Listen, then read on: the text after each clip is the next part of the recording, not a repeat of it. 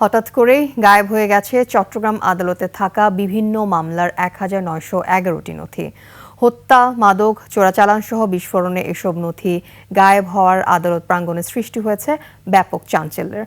মহানগর দায়রা জজ আদালতে পাবলিক প্রসিকিউটর মোহাম্মদ মফিজুল হক ভূঁইয়ার হেফাজতে ছিল এসব নথি। ঘটনার সুষ্ঠু তদন্ত দাবি করে দায়ীদের বিরুদ্ধে ব্যবস্থা নেওয়ার দাবি জানান সিনিয়র আইনজীবীরা। চট্টগ্রাম থেকে রিপোর্ট করছেন হাসান ফেরদৌস, ক্যামেরায় ছিলেন বিপ্লব মজুমদার। চট্টগ্রামে পাবলিক প্রসিকিউটর কার্যালয়, এখানে রাখা হয় মহানগর জজ আদালতের অধীন ৩০টি আদালতের বিপুল পরিমাণ মামলার কেস ডকেট বা নথি। পিপি কার্যালয়ের ভাষ্য অনুযায়ী প্রায় ১,৯১১টি নথি আদালতের বারান্দায় পলিথিন মোড়ানো অবস্থায় ছিল, যার সবই হঠাৎ করে গায়েব হয়ে গেছে। এইসব নথি ডাকাতি, খুন, বিস্ফোরক, মাদক, চোরাচালানের বিভিন্ন মামলার ছিল। নথি গায়েব হওয়ার কথা স্বীকার করে রহস্য উদ্ঘাটনে থানায় সাধারণ ডায়েরি করা হয়েছে বলে জানান জেলা পিপি।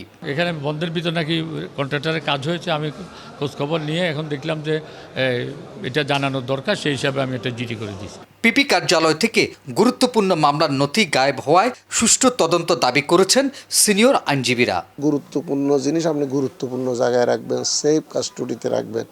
আপনি বারান্দায় রেখে গুরুত্বপূর্ণ কথাটার সাথে তো সামঞ্জস্যপূর্ণ নয়।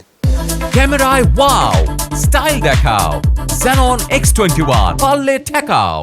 আদালত অঙ্গনে নিরাপত্তা ব্যবস্থা নিয়েও প্রশ্ন তুলেছেন আইনজীবীরা।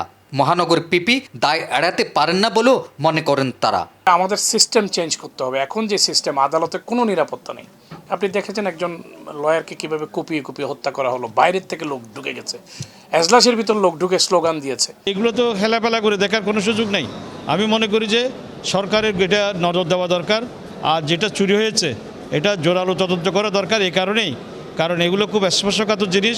থানায় দায়ের করা অভিযোগে বলা হয়েছে, আদালতের অবকাশকালীন ছুটির সময় অফিস বন্ধ থাকায় গত ১৩ ডিসেম্বর থেকে ৩১ ডিসেম্বরের মধ্যে নথিগুলো হারিয়ে গেছে। পিপি কার্যালয়ের জায়গা স্বল্পতার কারণে ২০২৩ সালের ২৪ এপ্রিল থেকে পিপি কার্যালয়ের সামনের বারান্দায় প্লাস্টিকের বস্তায় ১,৯১১টি মামলার কেস ডকেট পলিথিনে মোড়ানো অবস্থায় রাখা ছিল। হাসান ফেরদৌস, ২১ টেলিভিশন, চট্টগ্রাম।